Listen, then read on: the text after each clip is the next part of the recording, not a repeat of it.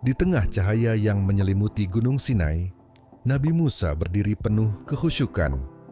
Allah menurunkan wahyu pertama dari Taurat kepada Musa sebagai pedoman bagi Bani Israel. Suasana sepi dan sakral menyelimuti gunung yang dijaga oleh para malaikat. Taurat mulai diturunkan sebagai petunjuk hidup dan hukum.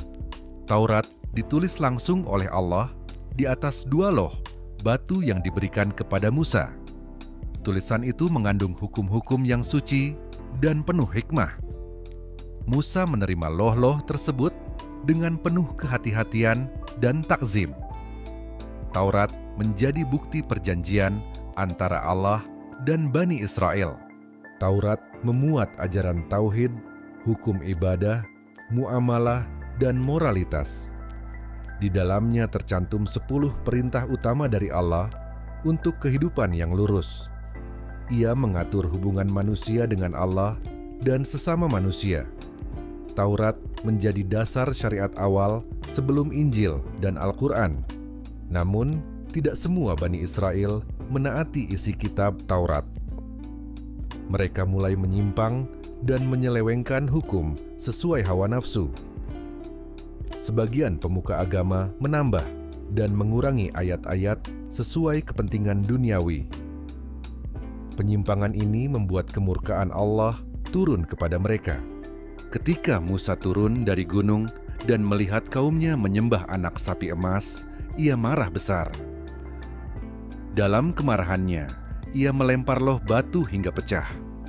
Hal itu menunjukkan betapa beratnya pengkhianatan terhadap wahyu Allah. Musa kembali memohon ampun kepada Allah untuk kaumnya.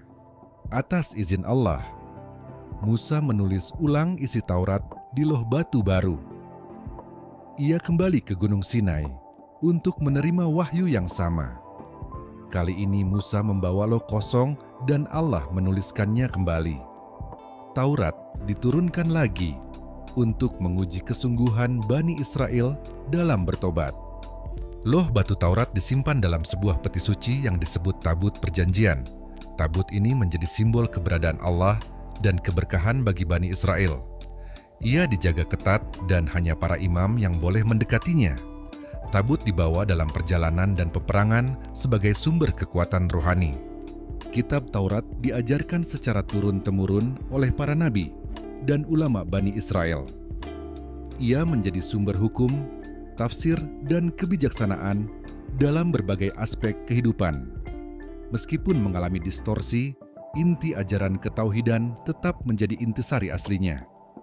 Taurat menjadi pondasi awal syariat samawi. Al-Quran mengakui Taurat sebagai kitab suci dari Allah kepada Musa. Namun, Al-Quran juga mengkritik penyimpangan yang dilakukan oleh ahli kitab.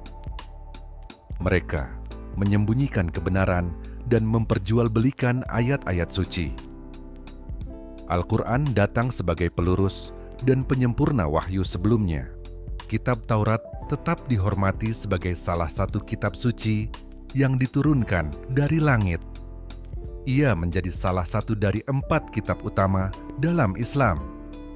Taurat mengandung cahaya dan petunjuk sebelum datangnya Injil dan Al-Quran. Umat Islam diwajibkan mengimani keberadaannya dan kerasulan Musa.